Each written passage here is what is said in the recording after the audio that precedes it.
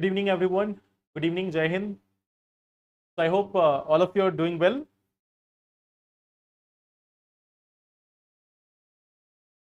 And I hope I'm properly audible and visible to all of you.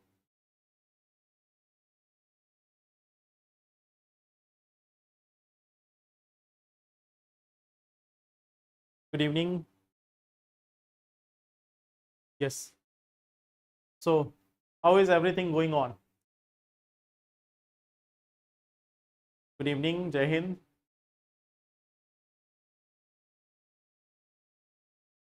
So I guess everything is going well.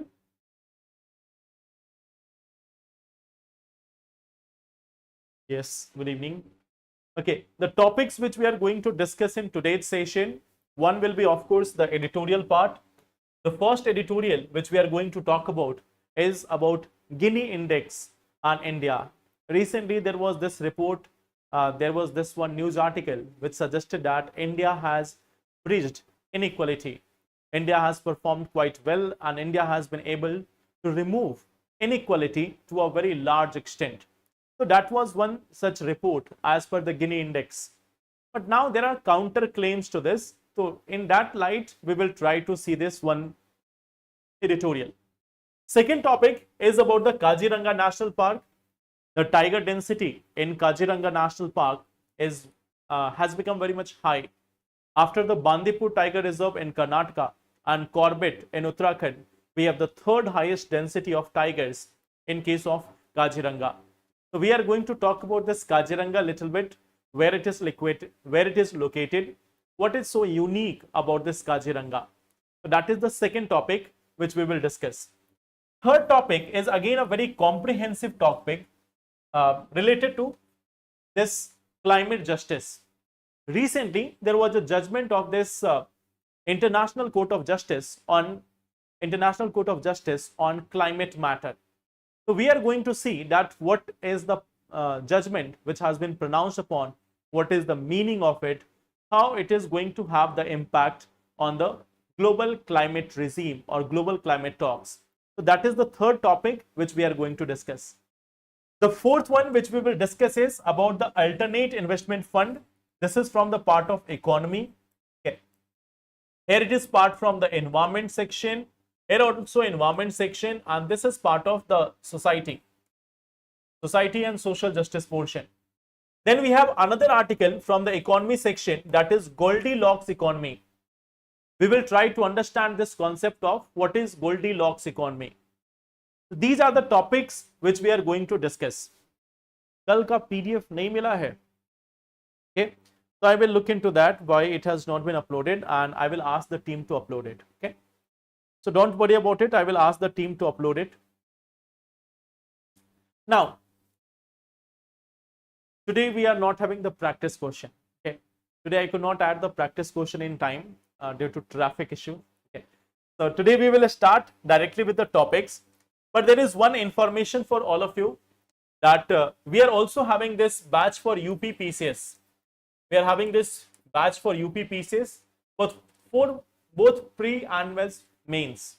Okay, it is going to cover both this part of prelims plus mains, and this is going to be in the online medium. Okay, it is the online medium and English batch. So those who are also preparing for UPPCS examination, they can join this batch. Okay, so you can register on the website. It is starting from 2nd of September.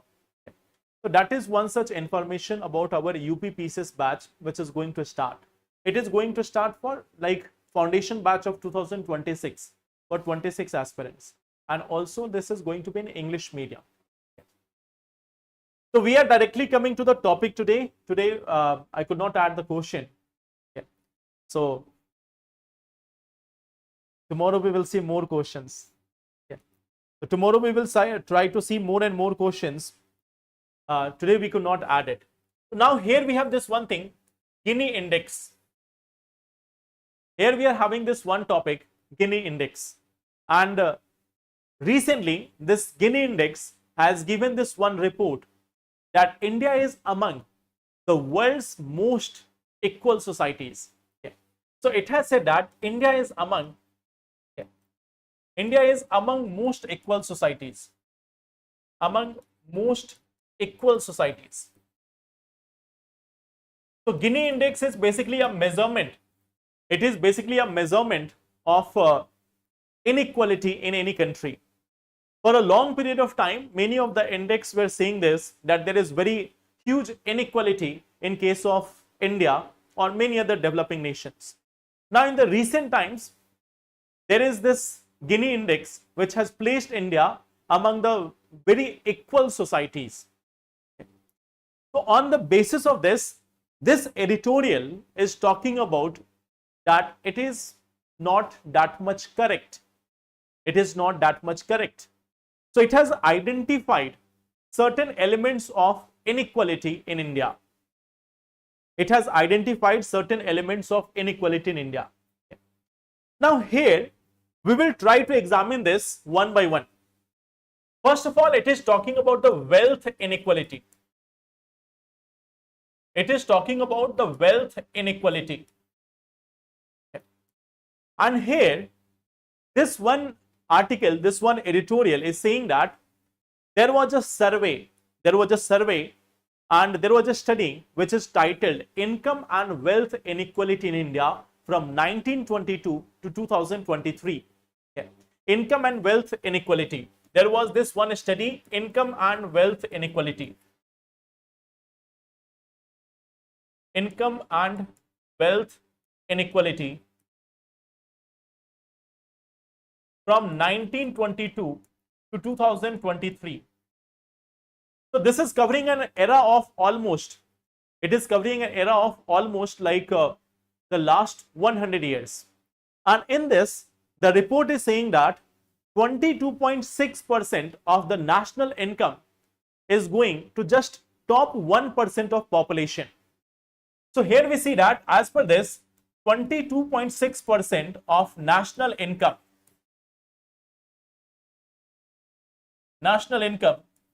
it goes to just top 1%.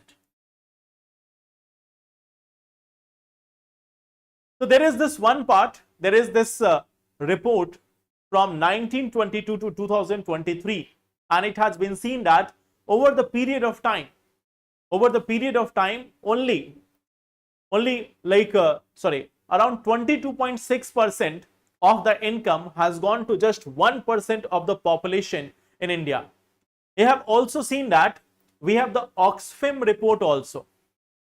We have this Oxfam report also, which also highlights about the inequality in India. It says that in a particular year, almost 3/4 of the income is going to just top 10% of the population, whereas the bottom 50% relies on less than 10% of the national income per year. So this is one thing. There is Oxfam report also, which says that around 3/4 income to 10%, and bottom 50% population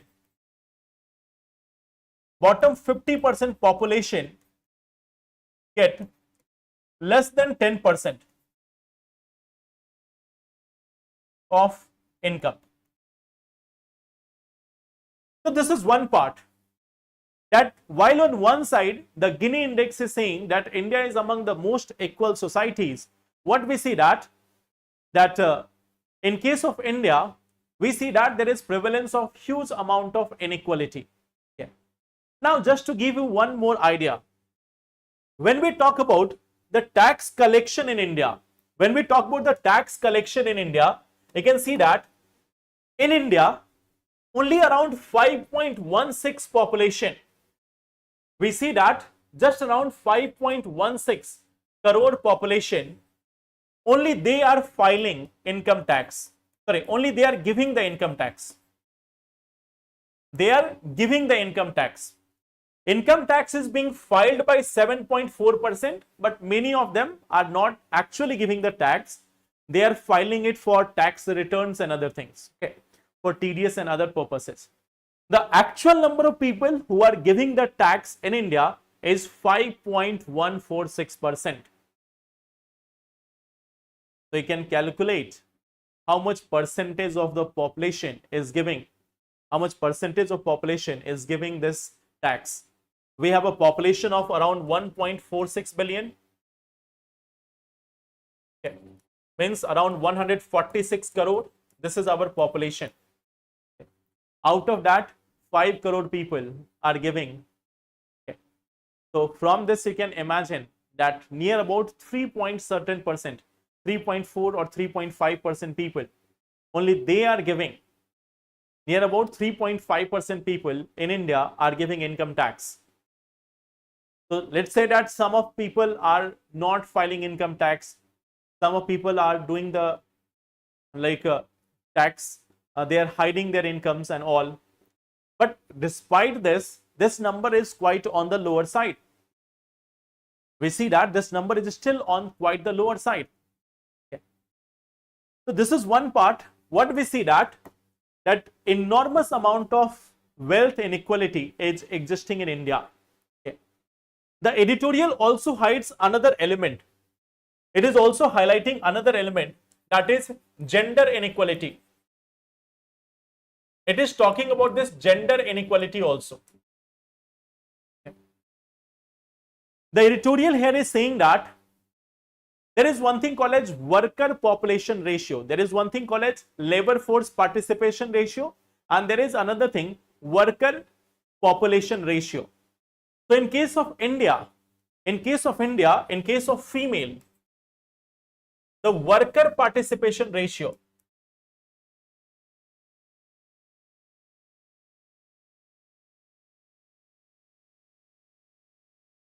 it is just 35.9%. It is only 35.9%.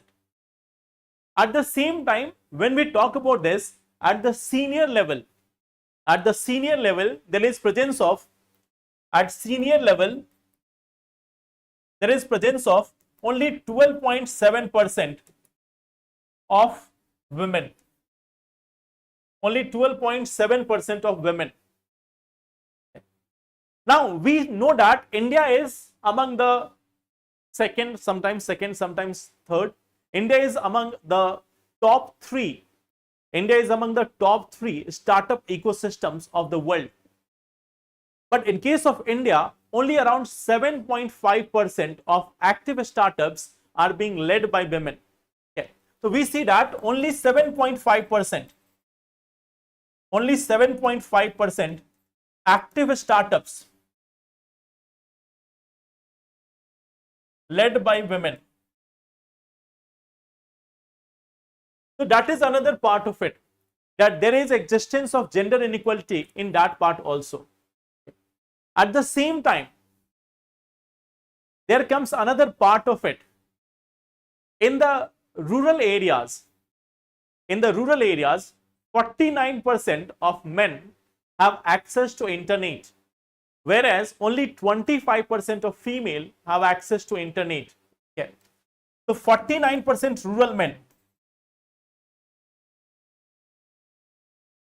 they are having access to internet. And if we compare the women, only around 25% of them have the access to internet. So this is digital divide as per the gender. This is the digital divide as per the gender. So this is one part. There is another portion of it, there is another section of it, that is the digital divide also, or the digital inequality also. There is also another angle which is about the digital inequality.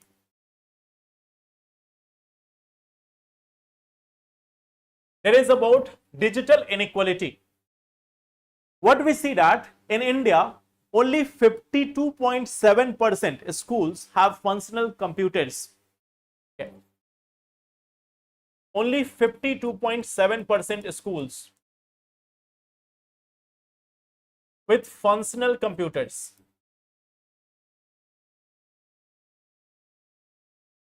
It means the remaining around 47.3%, The remaining 47.3% schools and the children who are studying in there, the students who are there, they are not having access. They are not having access to computers. Near about 53.9%. 53.9% is like schools. Okay. 53.9% of schools, they have access to internet. They have access to internet. The remaining 46% of schools in India, they are not having access to internet. Okay. At the same time, in the present era, we see that digital education, the online education has become one medium. Like right now, you all are seeing online. You all are seeing this online. But what we see that the broadband access for urban and rural India in India stands at 41.8%. Okay. So broadband access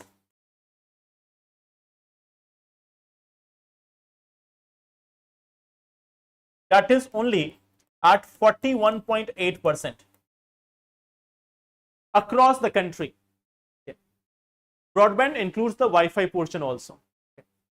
So we see that there is access of broadband in just 41.8% of the houses. So is there inequality in digital domain? Yes. Is there inequality in terms of gender? Yes. Is there in terms of this wealth? Yes. Is there lack of opportunity? If you combine them all, there is going to be lack of opportunity. There is going to be lack of skills. So this is what the editorial is trying to paint. This is what it is trying to show, that there is a massive inequality which is existing in multiple domains. So just because Gini index says that India is among the top equal societies, it is ignoring these facts. It is ignoring these facts, that how it is actually prevailing in the society. And these are just some facets of the inequality. These are just some facets of inequality. If we compare the other facets, you know that a large number of, sorry, just 1 second.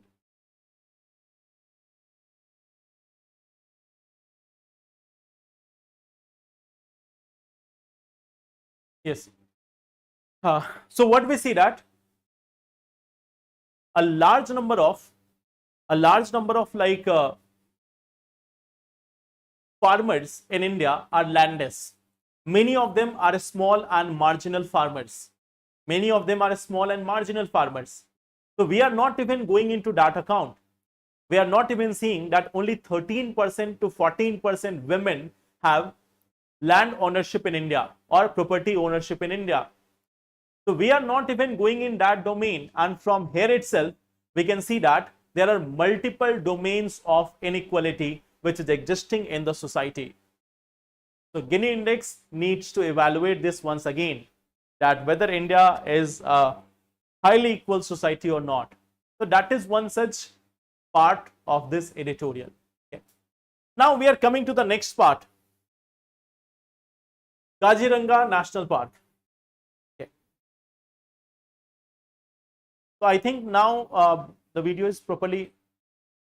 Today is International Day of Friendship. I am not aware about it.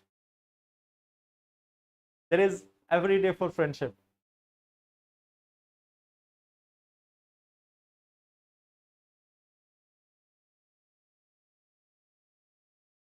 Okay. So I hope now it is properly audible and visible to everyone.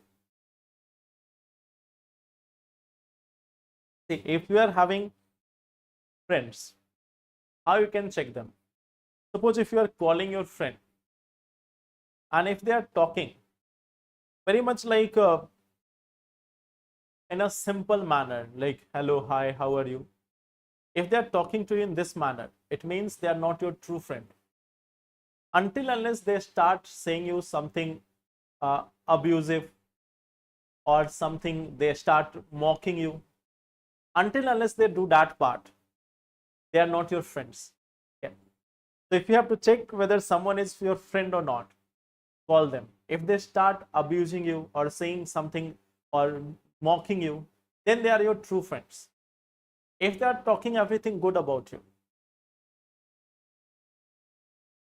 so then they are not your friend. Okay. So that is one simple thing. Okay. Now, coming to this one part, so that was one thing to like celebrate this International Friendship Day. Okay. That was one simple thing, one simple quote on this International Friendship Day. If your friend is not abusing you, if your friend is saying nice things to you, then the person is not your friend. Okay. Okay. So now let's come to the second part, Kaziranga National Park.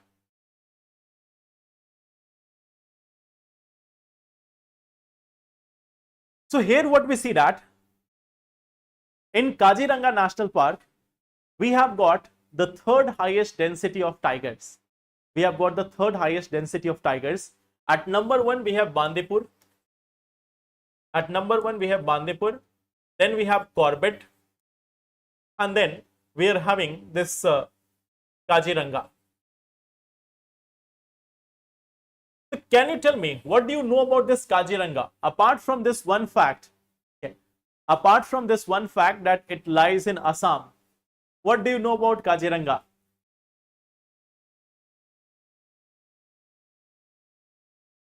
Yes, it is famous for one-horn rhinos. Near about 90% of the population of one-horn rhinos is present in this area. Okay. So we know that around 90% of one-horn rhinos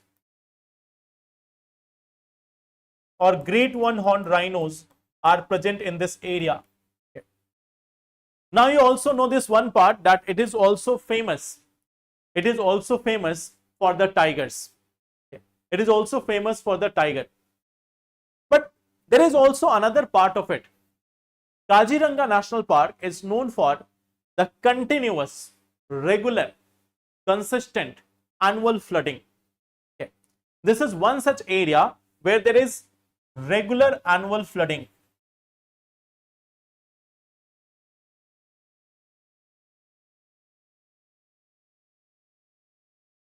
It is known for the regular annual flooding. If there is no flooding in this area, if there is no such flooding in this area, then that is going to be disastrous for the organisms which are living here.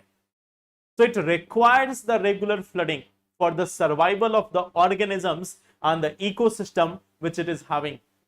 Its ecosystem has evolved as per that regular flooding from the various tributaries of Brahmaputra river. Okay. So we see that this park has been declared as a UNESCO World Heritage Site also. This is also a UNESCO World Heritage Site. This one is also known as, this has also been declared as a tiger reserve. It is also a tiger reserve. Okay. We also know that it has been declared as important bird area. Important bird area by BirdLife International.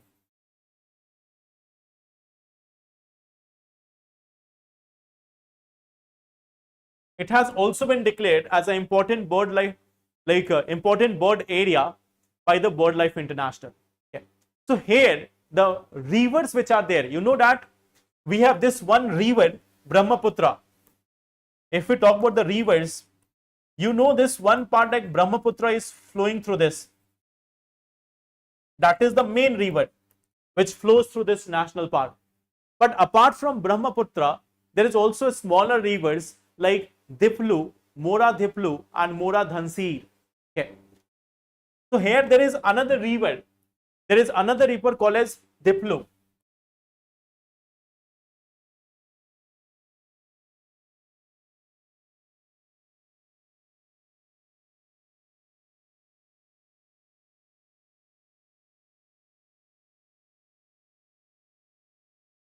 So these are some other rivers which are passing through this area. Okay. These are the rivers which are passing through this area. guava lag raha hai. This is not guava. It is called as elephant apple. Okay.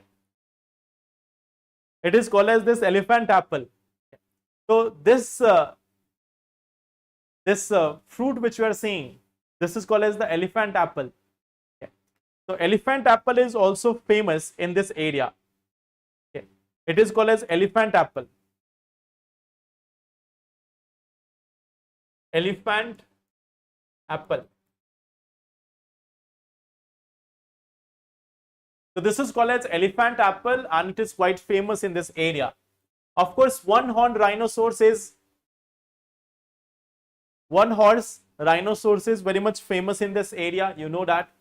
Now, can you tell me what will be the type of vegetation? What type of vegetation can be found in this area? नहीं सिर्फ elephant नहीं खाती है. You can also eat that. You have to simply go there. You can also eat it. It is not restricted for the elephants. What type of vegetation is going to be found in this area? What we see that in this case we are having a huge amount of grasslands. This is one such area which is famous for grasslands. We are also having like moist deciduous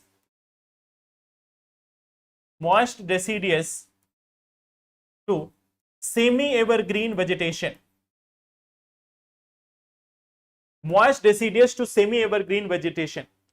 This area is going to be very rich in alluvial soil. Why the alluvial soil? I think you can easily guess. This area is under constant flooding. This area is under constant flooding. The flooding in this area is recharging the wetlands, recharging the lakes, the water structures in this area, which ensures the survival of these organisms. So Kaziranga is one such thing, one such area which requires continuous flood. And this continuous flood, like per year, the flood, it is required for the survival of this park. If there is no such flooding, it is going to impact the survival of this ecosystem. Okay. So that is our Kaziranga. Okay. So the tropical is there, like of course tropical will be there. Entire India is tropical. Apart from the Himalayan portion, most of the areas are tropical. So here we see that, Assam is not having very intense amount of rainfall. It is having up to semi-evergreen type of vegetation. If you go further east, like if you go in the parts of Meghalaya or if you go in the parts of Arunachal or Nagaland, there since there are so many mountain areas, you will find that there is intense amount of rainfall in Meghalaya, in case of Nagaland, in case of Manipur, Mizoram, and even the portions of Arunachal. If you come on lower side, like Tripura also, since this will be getting the first part of Bay of Bengal branch, they will be getting the most of the rainfall. In Assam, it comes like this. First, it goes to this area, then it returns back through Assam. It goes up to Arunachal, Nagaland and all, and then it returns back via Assam. Then from there, it will come to West Bengal, then Bihar, then Uttar Pradesh. So the Bay of Bengal branch is going through these portions of it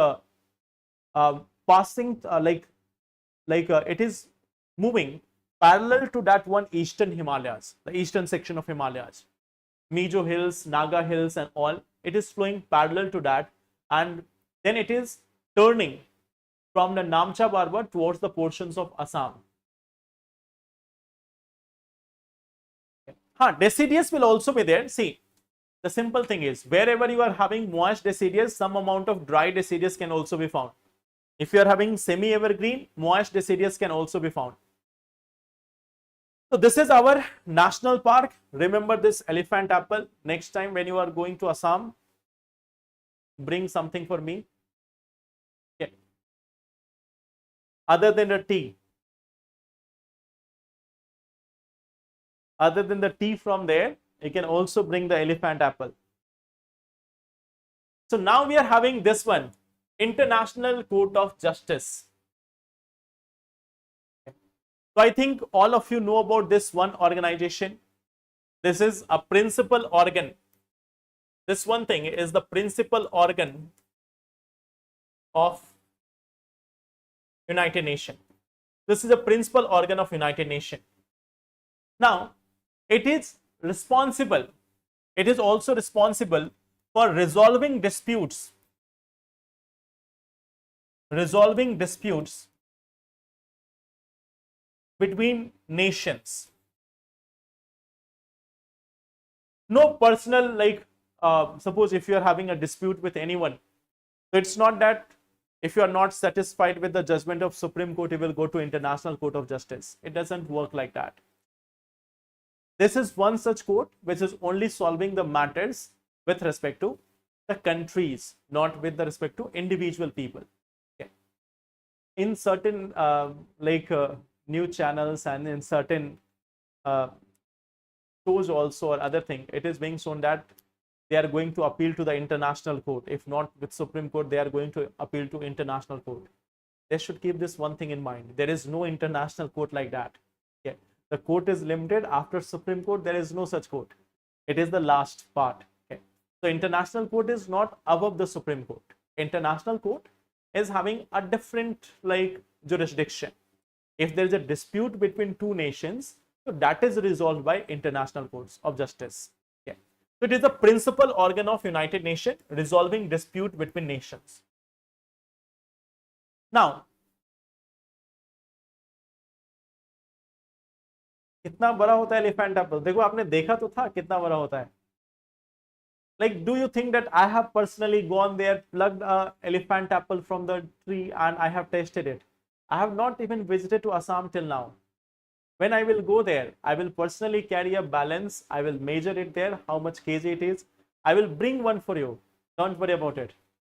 Okay. Now, coming to this one portion, what is the judgment?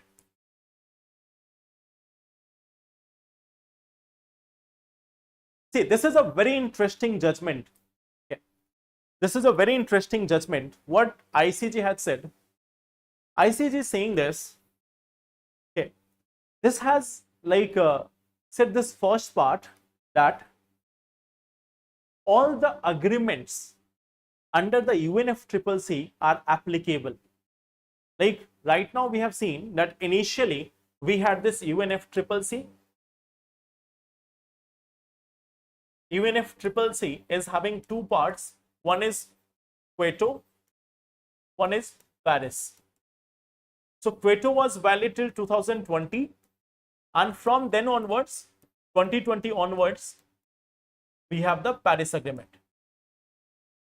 So now the developed nations are saying that since the timeline of Quito is already over, we are not going to oblige or we are not going to obey the principles which were highlighted in Quito.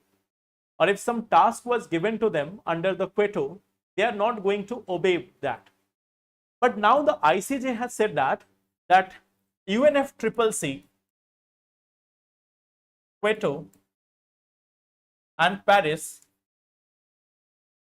all are applicable. Okay. So if you have been given some task, under the Quito and if you have not completed that, it means it is pending on you. Okay. It has especially said that under this Quito and UNFCCC, there is Annex 1 and Annex 2 countries. There is Annex 1 and Annex 2 countries. In this case, what we see that there was two types of countries, Annex 1 and Annex 2 countries. Okay.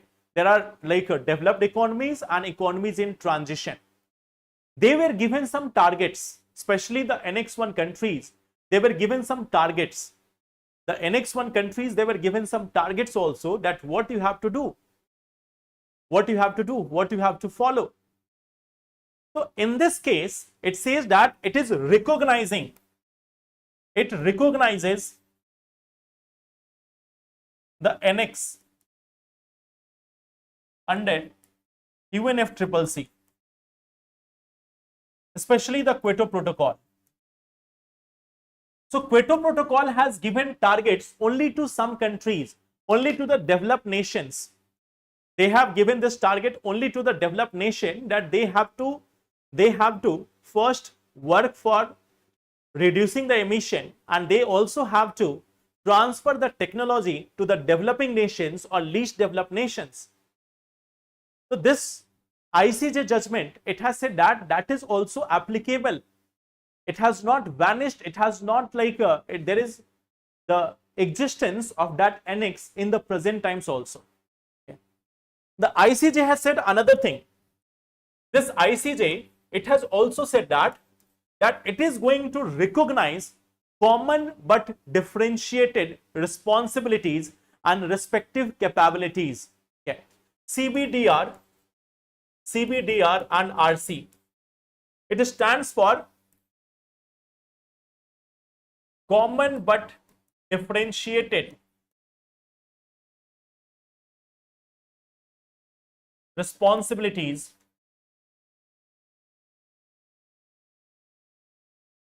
and respective capabilities.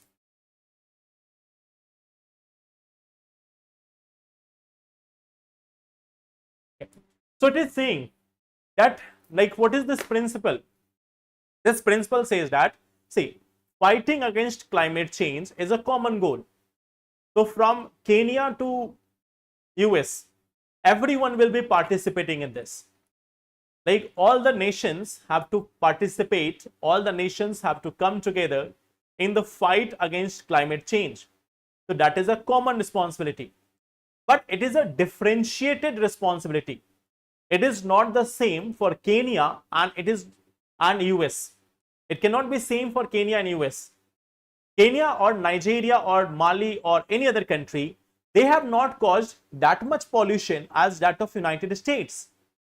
So their responsibility is not similar to what is the responsibility of US or Canada or European Union. Since they have polluted environment more, their responsibility would also be higher.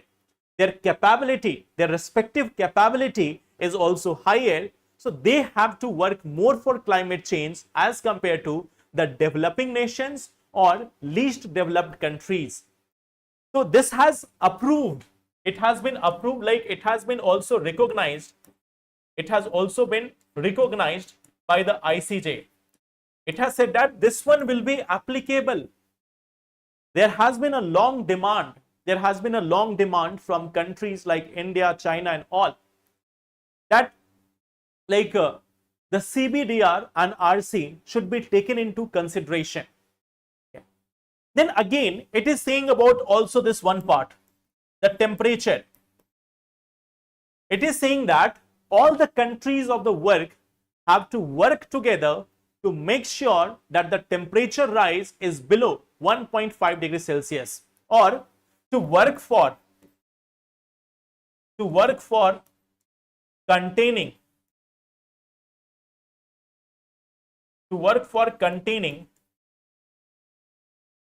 temperature rise to 1.5 degrees Celsius. Okay. So this is one thing which has again been said by ICJ, that temperature would not be like you can go beyond 1.5 or you have to just talk about 2 degrees Celsius. It says that you have to stick to this target, that temperature should not be increasing 1.5 degrees Celsius above the pre-industrial level. 1.5 degrees Celsius above the pre-industrial level. Now, it also says that you have to also obey the common but differentiated responsibilities. You have to work according to Kyoto also. You have to take part in Paris Agreement also, UNFCCC also, and each and everything. So these all things and many other things have been said by the International Court of Justice. It is the principal organ of United Nations. Now there is a very important question. There is a very important question. There is a very important question, that is it binding? This jurisdiction This judgment, it is part of advisory jurisdiction. It is part of advisory jurisdiction.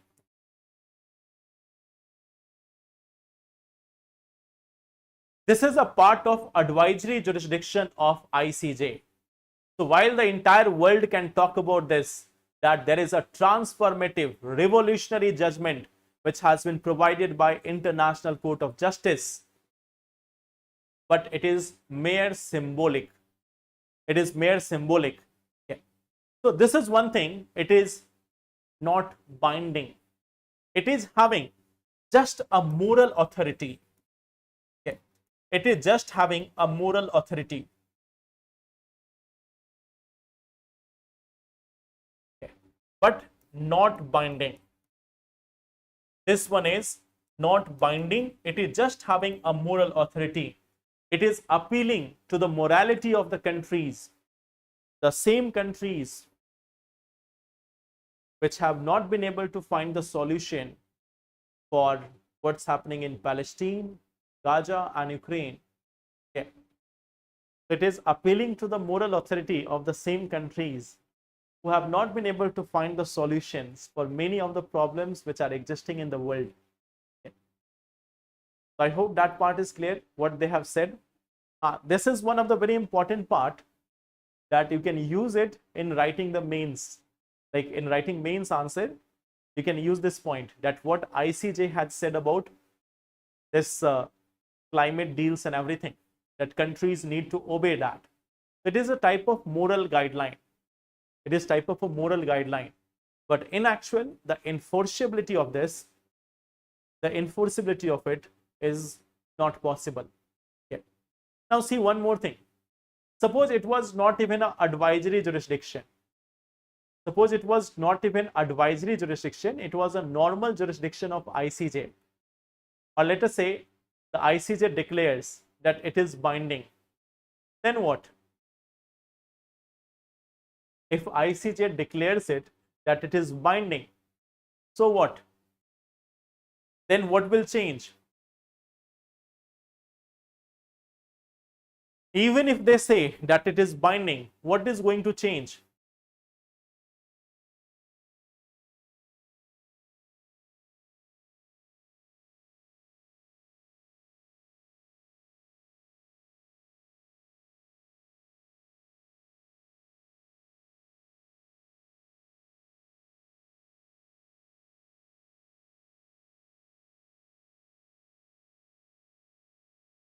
So US is out of Paris Treaty. US is already out of Paris Treaty. Now, who is responsible for enforcing the judgments of ICJ? The judgments of ICJ are enforced by United Nations Security Council. Okay. The judgment of this enforcement is provided by United Nations Security Council. The same United Nations Security Council which also have an option of veto. So even if it was binding, it will be impacting the smaller countries. The bigger ones can simply say, we don't obey your ruling. Okay. Like there was this judgment of ICJ with respect to South China Sea also. China said we don't recognize it. Okay. So that is one part. Now we are coming to the next portion, alternate investment fund. Alternate investment fund. So can you tell me what is alternate investment fund?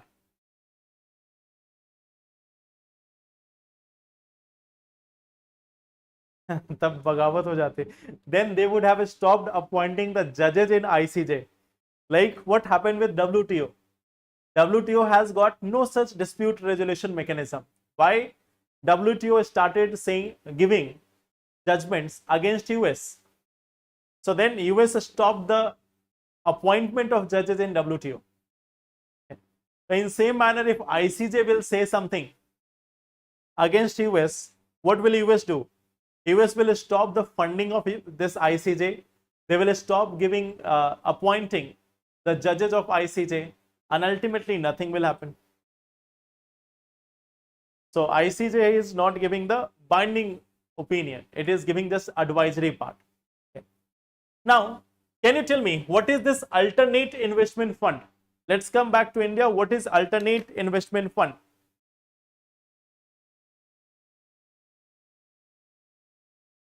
Any idea about this?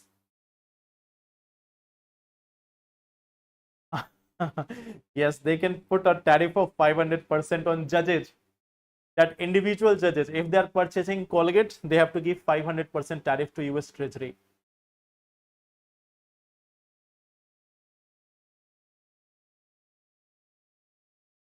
So let's see this. What is alternate investment fund? Okay. Alternate investment fund.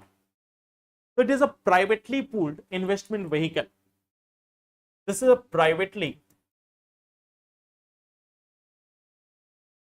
pooled investment vehicle. It is a privately pooled investment vehicles. Okay. This is one part, that it is a privately pooled investment vehicles. It is collecting the money from investors. Okay. And they are investing as per a defined policy for the benefit of investors. It means what will happen, that the investors are there. The investors, they are providing money. They are pooling money. Pooling money. And what we say, that this will be invested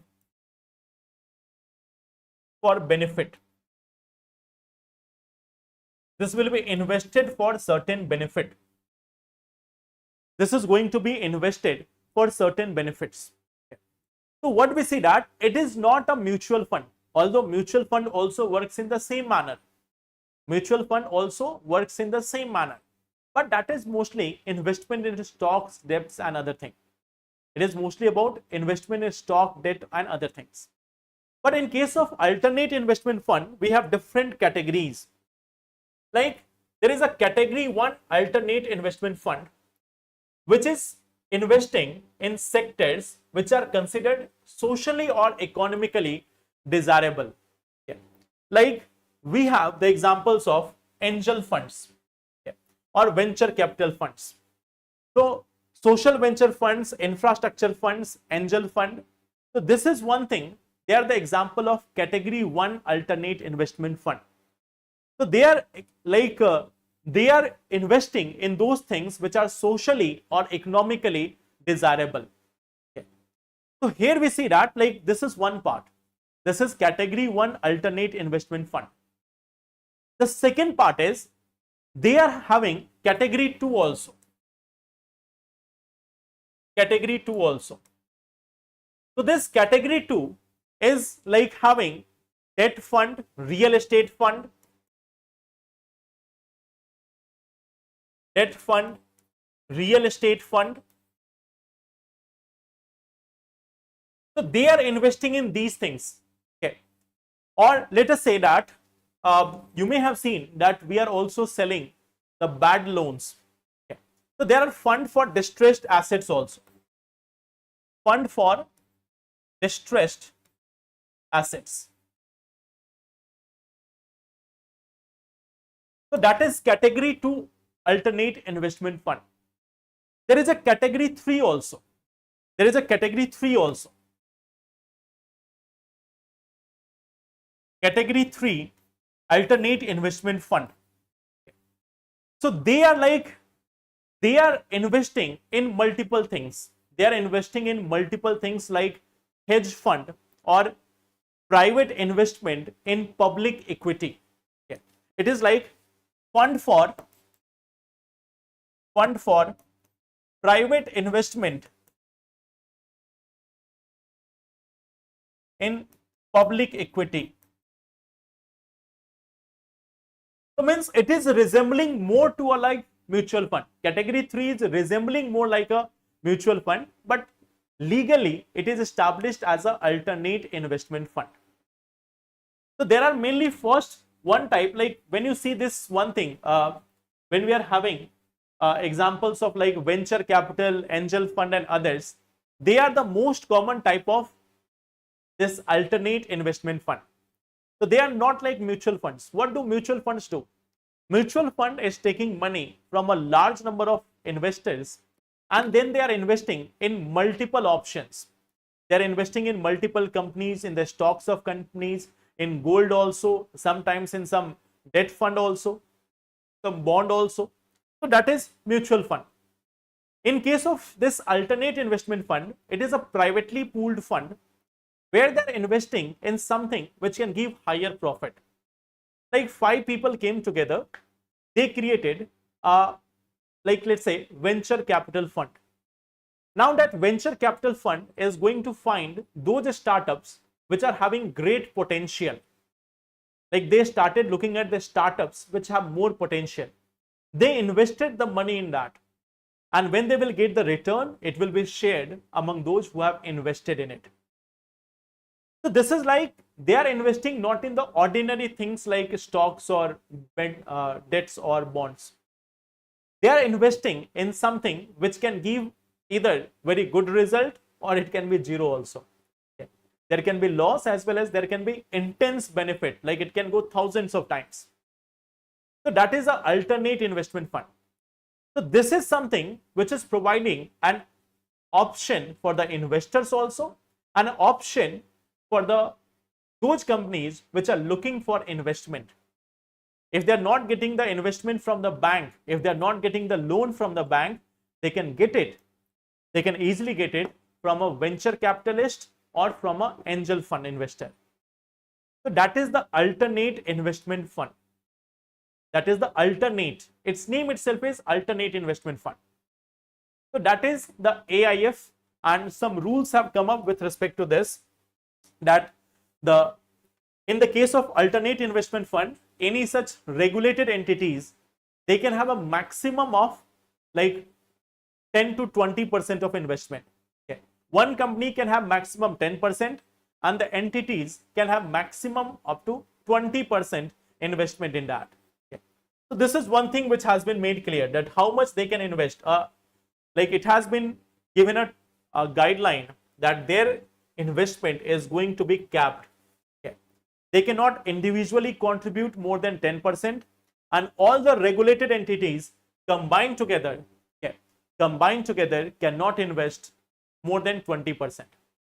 So if there is an angel, there is an alternate investment fund. So in this, bank, NBFC or other entities, they cannot invest collectively more than 20%. It has to come by different sections of the society. So that is one guideline which has been given by RBI. Yes, there is of course challenges are intense. There can be full loss of money. But then those who are investing in it, they know the risk.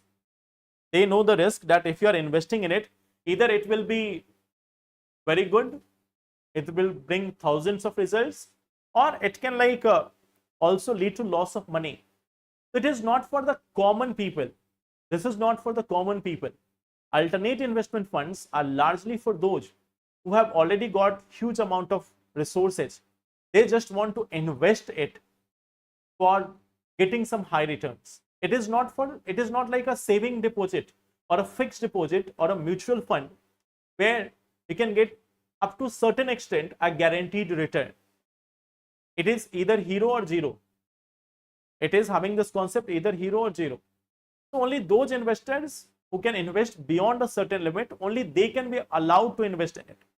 There is a minimum investment cap also. As per the AIF, there is a minimum investment cap also. It's not that you can start with 500 rupees daily SIP. There is a minimum requirement that who can invest and how much they can invest. So that is alternate investment fund.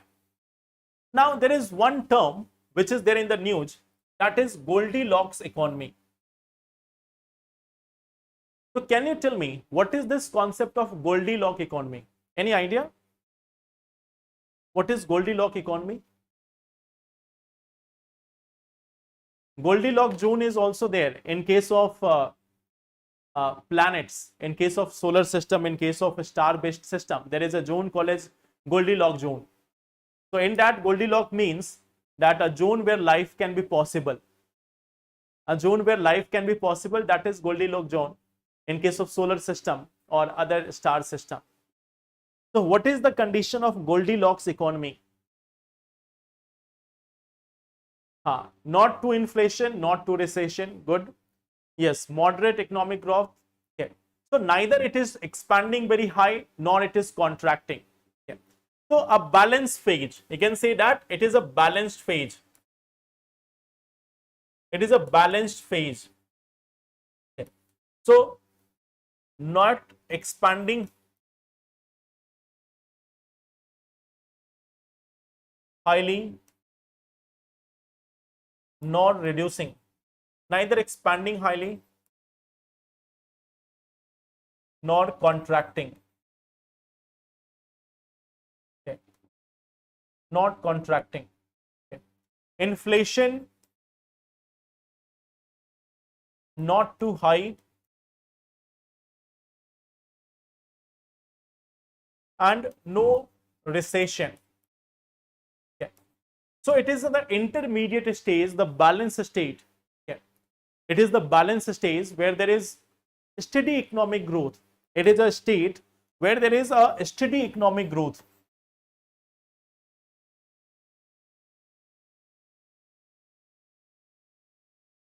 It is a steady economic growth. Now, generally we see that the Goldilocks economy is not a permanent feature.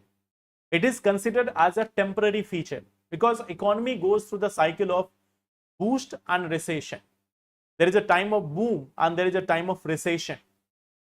So economy generally go in this part. In the middle of that, for some years, for temporary period, there can be a Goldilocks economy situation where it can be like neither too hot nor too like cold. Okay. So it is the phase where it is like moderate steady economic growth, not too much growth, not recession. So that is the concept. Yes, just right, neutral. So that is the zone of Goldilocks economy. Okay. So this was something which we have discussed in today's session. First, we have discussed about the Gini index and India, that whether there is inequality or not. Second thing which we have discussed is about Kaziranga. The third part which we have discussed is ICJ on climate justice. Fourth part which we have discussed is about this alternate investment fund, and fifth part was about the Goldilocks economy. Okay. Tomorrow we will be seeing, have India been in Goldilocks economy? Yes, for some years. Every economy is there. Every economy is there in Goldilocks economy for some period of time. Okay. So there have been times of Goldilocks economy also. Like if you see the phase of 2005, 6, 7, that was the time of Goldilocks. But then there was a boom and then after recession. Okay. So there was a time of Goldilocks for some period, then a boom, then again recession, then again Goldilocks, then recession, then boom, then Goldilocks or neutral phase. So it is a continuous process.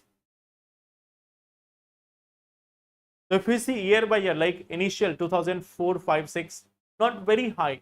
Then after you see rapid growth. Then you see rapid growth up to 2009, 10. Then recession phase.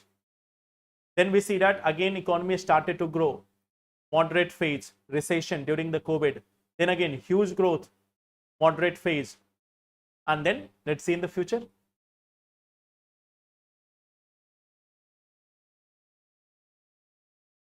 I told you that how to tackle a statement question in mains answer writing.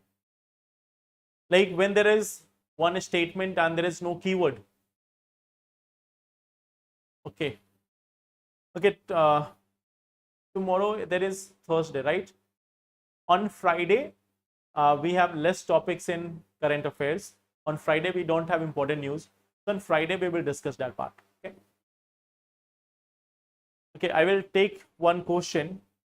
I think I have given you one question in the previous classes also. So we will take that one question and then we will solve it. Okay. See, just do one thing, Himanshu. Sometimes what happened that after the class I forget about the things, and do one thing, just mention it there in the comment box. So I try to see the comment on daily basis. If there is any question or anything, just put it in the comment box after the session. So what I do, like before the classes, I go through those comment section. So in the beginning of class, if I see that there was a question regarding that, I will keep that in mind and then I will include that in session. Okay. So if any one of you have any question, just write at one thing, put it in comment box. I will see it before the class and then I will answer it. Okay.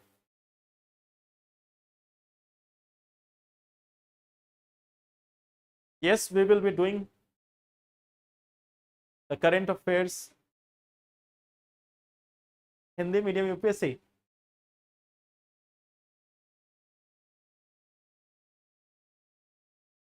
हम मिल सकते हैं. Actually, there is only classes where I go in offline classes. So otherwise, there is no option. You can like whenever you have to meet, you can come to the KGS offices anywhere and just inform me in like advance. So then we can meet there. Okay. So thank you so much, everyone. Take care and all the best. Thank you.